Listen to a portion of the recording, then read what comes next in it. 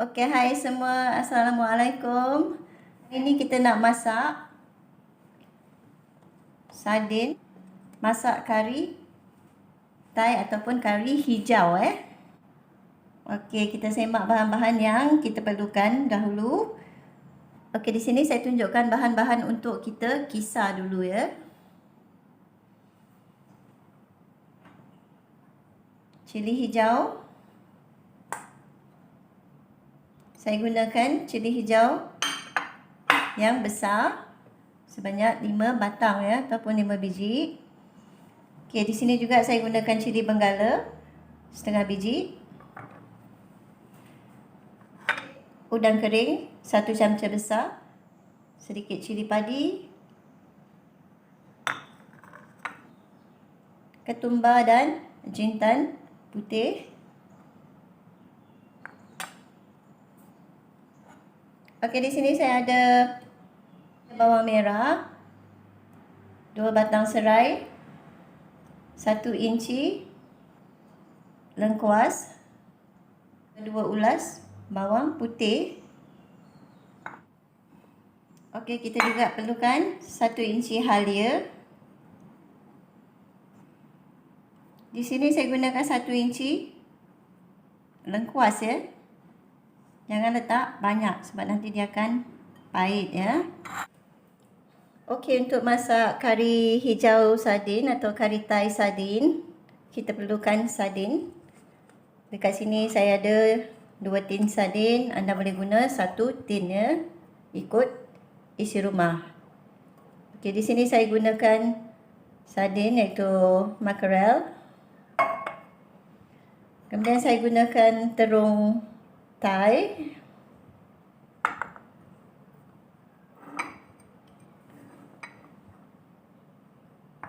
Kulit limau purut 1 biji saya gunakan. Kita ambil kulit saja ya. Kemudian kat sini saya ada daun limau purut.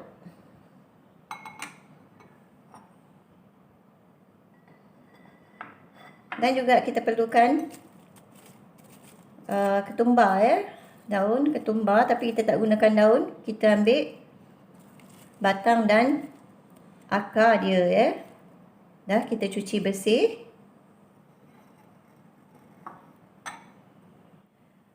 Okey, untuk menambah berisa dalam kita punya kari hijau sardin, di sini saya ada gula merah 1 camca. Gula merah. Kalau tak ada gula merah, boleh guna brown sugar ya.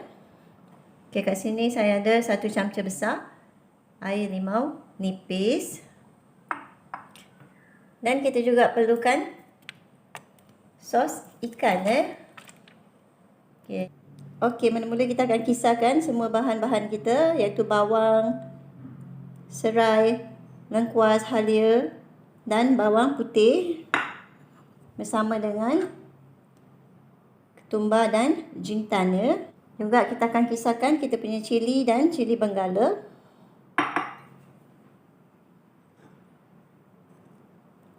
Dan udang kering.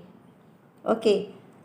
Cili padi, kalau anda seorang yang tak tahan pedas, boleh masukkan macam ni je ya. Atau kalau anda seorang yang suka pedas, boleh kisar sekali dengan bahan kisar. Jadi setelah kita campurkan semua bahan, bolehlah kita campurkan sedikit air dan kita kisar sehingga halus ya. Kita dah kisarkan kita punya rempah-rempah tadi. Macam ni ya. Dan di sini juga kita perlukan santan. Boleh guna santan segar ataupun santan segera. Sini saya gunakan 1 kotak. Okey, kita akan panaskan minyak untuk menggoreng sardin kita dulu ya. Okey, di sini saya dah hasilkan kita punya ikan sardin untuk kita goreng. Jadi saya akan campurkan dengan sedikit cuka ya. untuk mengelakkan dia daripada merecik. Dia akan merecik juga ya, tapi mengurangkan. Minyak dah panas, bolehlah kita masukkan sardin.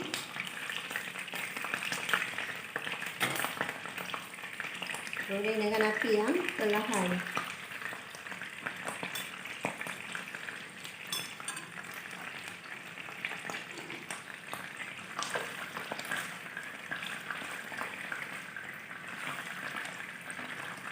Jadi saya goreng dengan api yang perlahan.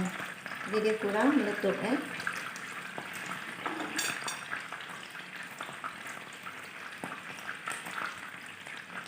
Okay, setelah agak garing macam ni, bolehlah kita angkat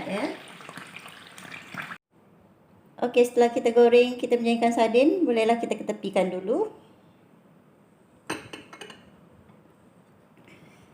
Kemudian kita akan masukkan santan ke dalam periuk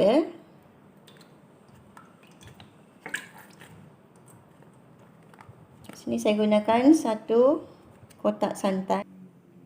Okey, kita ada 1 mangkuk air dan kita campurkan ke dalam.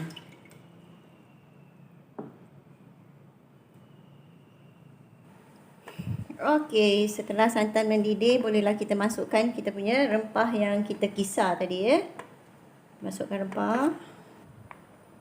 Dan juga bawang putih yang kita pecah-pecahkan tadi. Sebab apa saya tak campur sekali saya tak blend sekali bawang putih. Sebab apabila kita letak bawang putih terlampau banyak, nanti dia akan rasa cengis Jadi saya hanya pecah-pecahkan. Okey, tadi kita dah pun goreng kita punya sardin. Sementara itu kita boleh potong kita punya terung Kita potongkan dulu. Cut into pieces. Dan kita boleh masukkan terung dulu.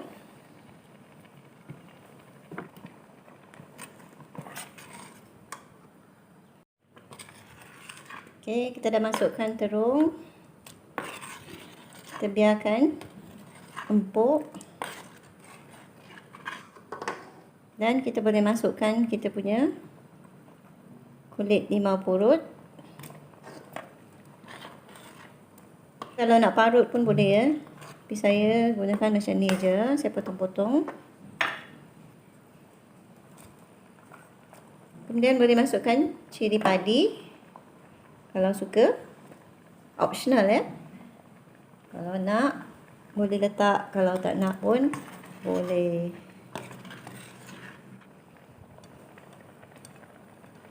Jadi kita boleh masukkan kita punya sardin yang telah kita goreng tadi.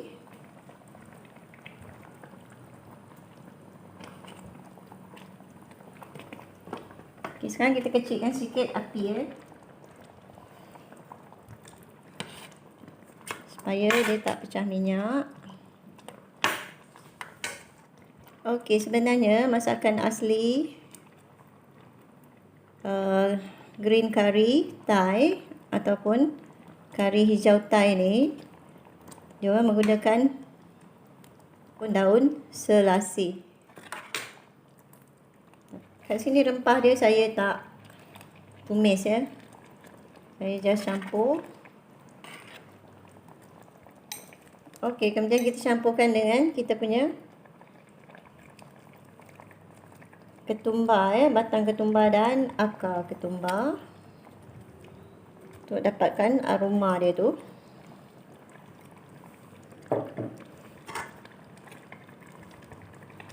So, kita masukkan awal-awal supaya dia punya aroma tu, rasa dia meresap dalam kuah.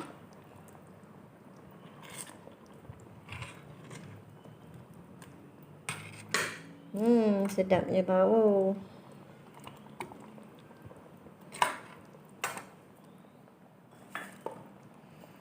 Dan kita juga boleh masukkan daun limau purut.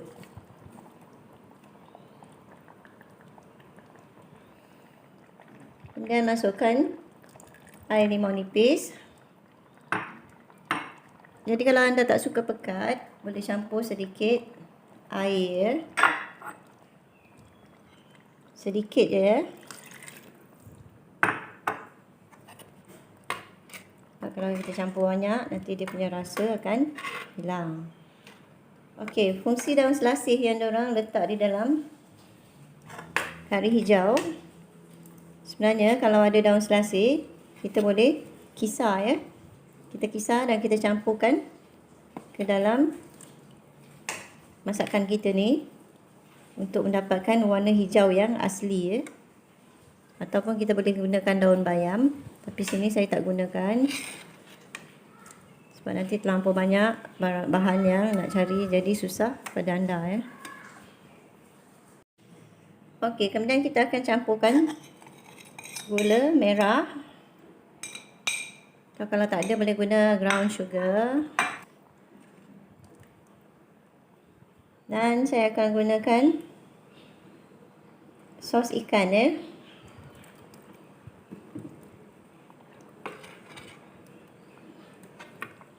Kita letak sos ikan dulu. Kalau kita letak garam, nanti dia akan masin. Sos ikan tu dah sedia masin ya. Letakkan sedikit garam. Kita letakkan sedikit perasa. Okey, anda juga boleh tambahkan tomato atau buah tomato kalau suka, untuk menambahkan seri dalam masakan kita. Okay, hari ni saya guna terung Thai ni je. Jadi anda tak perlu gunakan banyak garam ya. Kalau rasa kurang garam, just tambah sos ikan. Sos ikan lebih sikit daripada garam pun tak apa ya. Lagi sedap aroma dia, rasa dia lebih asli.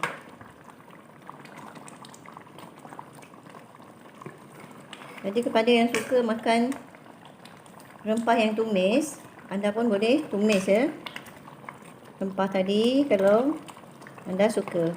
Tapi saya senang saya campurkan sekali. Inilah kari hijau sardin yang telah kita masak. Jadi bila terung dampuk, bolehlah kita angkat ya. Jangan terlalu lama, nanti sardin pun hancur. Okey, semoga rasa dia wallah memang sedap. Okey, sekian. Kalau anda suka resepi ni, mohon sharekan ya, supaya yang lain dapat manfaat. Okey, sardin masak kari hijau kita dah pun siap.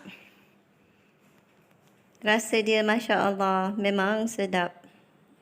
Anda kena cuba buat dan rasa ya. Berbeza daripada yang lain. Okey, sampai jumpa lagi. Terima kasih kerana menonton.